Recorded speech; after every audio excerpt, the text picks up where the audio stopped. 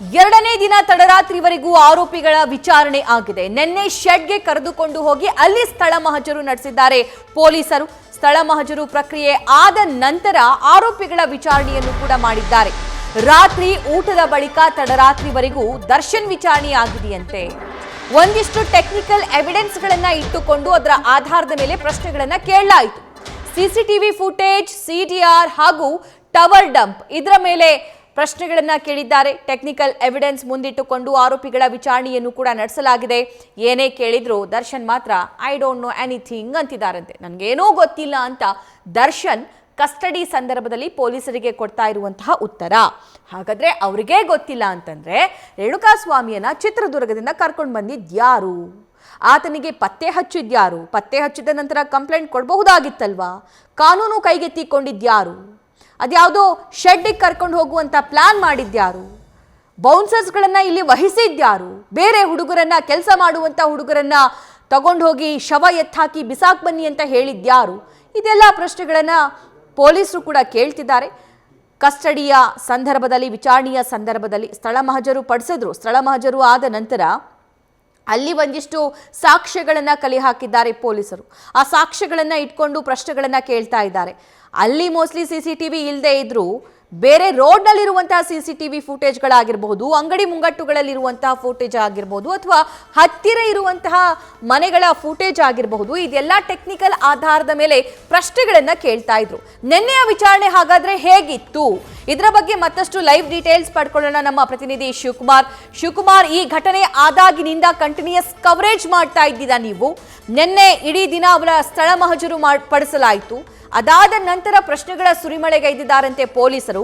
ನಿನ್ನೆ ವಿಚಾರಣೆ ಹೇಗ್ ಸಾಗಿದೆ? ಹಾಗಾದ್ರೆ ದರ್ಶನ್ ಉತ್ತರ ಏನಿತ್ತು?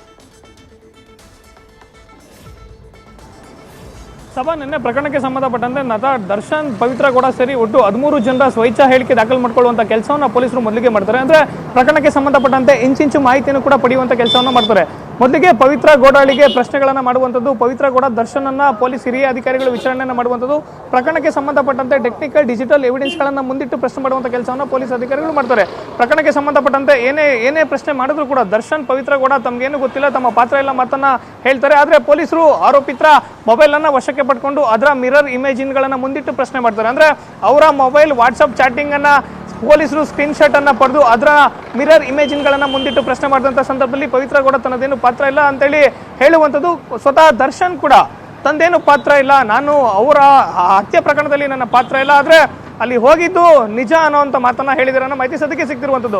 ನಿನ್ನೆ 161 ಸ್ಟೇಟ್ಮೆಂಟ್ ಆದಂತ ನಂತರದಲ್ಲಿ ಎಲ್ಲರನ್ನೂ ಕೂಡ RR ನಗರದ ಪಟ್ಟಣಗೆರೆ ಶೆಡ್ನ ಬಳಿ ಕರ್ಕೊಂಡೋಗಿ ಹಾಜರು ಮಾಡುವಂತ ಕೆಲಸವನ್ನ ಪೊಲೀಸ್ ಅಧಿಕಾರಿಗಳು ಮಾಡ್ತಾರೆ. ನಟ ದರ್ಶನ್, ಪವಿತ್ರ ಗೌಡ ಸೇರಿದಂತೆ ಒಟ್ಟು 6 ಜನ ಆರೋಪಿತರನ್ನ ಕರ್ಕೊಂಡು ಹೋಗಿ ಹಾಜರು ಮಾಡುವಂತ ಕೆಲಸವನ್ನ ಪೊಲೀಸ್ ಅಧಿಕಾರಿಗಳು ಮಾಡುವಂಥದ್ದು. ಹಾಜರು ಮಾಡುವಂತ ಸಂದರ್ಭದಲ್ಲಿ ಪ್ರಮುಖವಾಗಿ ಅಲ್ಲಿ ಮೃತ ರೇಣುಕಾಸ್ವಾಮಿ ಮೇಲೆ ಹಲ್ಲೆಯನ್ನ ಮಾಡುವಂತ ಸಂದರ್ಭದಲ್ಲಿ ಬಳಸಿದಂತ ವಸ್ತುಗಳನ್ನು ಕೂಡ ಸೀಜಾನ ಮಾಡಿದ್ದಾರೆ.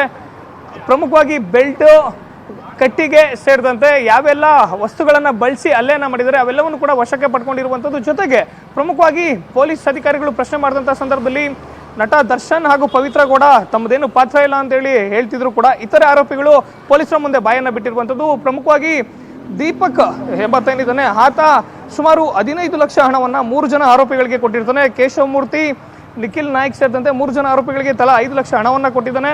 ಹಣವನ್ನ ಕೊಟ್ಟು ನೀವು ಬಾಡಿಯನ್ನ ಡಿಸ್ಪೋಸ್ ಮಾಡಿದಂತ ನಂತರದಲ್ಲಿ ಪ್ರಕರಣಕ್ಕೆ ಸಂಬಂಧಪಟ್ಟಂತೆ ಬೇಲ್ನ ಆಗಿರ್ಬೋದು, ಜೊತೆಗೆ ನಿಮ್ಮ ಕುಟುಂಬದ ಖರ್ಚನ್ನು ಕೂಡ ನೋಡ್ಕೊಳ್ತೀವಿ ಅನ್ನೋ ಮಾತನ್ನ ಹೇಳಿದ ಮಾಹಿತಿ ಸದ್ಯಕ್ಕೆ ಸಿಗ್ತಿರುವಂಥದ್ದು. ಇವತ್ತು ಕೂಡ ಅಂದ್ರೆ ಇವತ್ತು ಅವರನ್ನ ವಶಕ್ಕೆ ಪಡ್ಕೊಂಡು ಇವತ್ತಿಗೆ 3ನೇ ದಿನ ಆರೋಪಿಗಳಿಗೆ ಇವತ್ತು ಅಸಲಿ ವಿಚಾರಣೆ ಶುರುವಾಗುವಂಥದ್ದು. ಮೊದಲನೇ ದಿನ ವಶಕ್ಕೆ ಪಡ್ಕೊಂಡಂತ ಸಂದರ್ಭದಲ್ಲಿ ಅವರಿಂದ ಪ್ರಕರಣಕ್ಕೆ ಸಂಬಂಧಪಟ್ಟಂತ ಹೇಳಿಕೆಯನ್ನು ದಾಖಲು ಮಾಡುವಂತ ಕೆಲಸವನ್ನು ಪೊಲೀಸರು ಮಾಡಿದ್ರು. ಜೊತೆಗೆ ನಿನ್ನೆ 161 ಸ್ಟೇಟ್ಮೆಂಟ್, ಜೊತೆಗೆ RR ನಗರದ ಪಟ್ಟಣಗೆರೆಯಲ್ಲಿ ಬರುವಂತಹ ಶೆಡ್ನ ಬಳಿಯಲ್ಲಿ ಏನು ಹಲ್ಲೆಯನ್ನ ಮಾಡಿರ್ತಾರೆ ಅಲ್ಲಿಗೆ ಕರ್ಕೊಂಡೋಗಿ ಹಾಜರು ಮಾಡುವಂತ ಕೆಲಸವನ್ನ ಮಾಡ್ತಾರೆ. ಮತ್ತೊಂದು ಕಡೆ ಅವರು ರೇಣುಕಾಸ್ವಾಮಿ ಅವರ ಮೃತದೇಹವನ್ನ ಬಿಸಾಡಿದಂತ ಸುಮನಹಳ್ಳಿ ರಾಜಕಾಲುವೆ ಏನು ಬರುತ್ತೆ ಅಲ್ಲಿ ಕೂಡ ಕರ್ಕೊಂಡೋಗಿ ಹಾಜರು ಮಾಡುವಂತ ಕೆಲಸವನ್ನ ಮಾಡಿರ್ತಾರೆ. ಇವತ್ತು ಮೊದಲನೇ ದಿನ ಆರೋಪಿಗಳನ್ನ ಅರೆಸ್ಟ್ ಮಾಡಿದಂಥ ಸಂದರ್ಭದಲ್ಲಿ ಏನು 13 ಜನ ಆರೋಪಿಗಳ ಮೊಬೈಲನ್ನು ಸೀಸ್ ಮಾಡಿದ್ರು, ಮೊಬೈಲ್ನಿಂದ ಪತ್ತೆ ಆದಂಥ ಟೆಕ್ನಿಕಲ್ ಡಿಜಿಟಲ್ ಎವಿಡೆನ್ಸ್ಗಳನ್ನು ಮುಂದಿಟ್ಟು ಪ್ರಶ್ನೆ ಮಾಡುವಂಥ ಕೆಲಸವನ್ನು ಇವತ್ತು ಪೊಲೀಸ್ ಅಧಿಕಾರಿಗಳು ಮಾಡುವಂಥದ್ದು. ಸಭಾ, ನ್ಯೂಸ್ ಫಸ್ಟ್ ನಿರ್ಭೀತಿಯಿಂದ ನಿಮ್ಮ ಪರವಾಗಿ.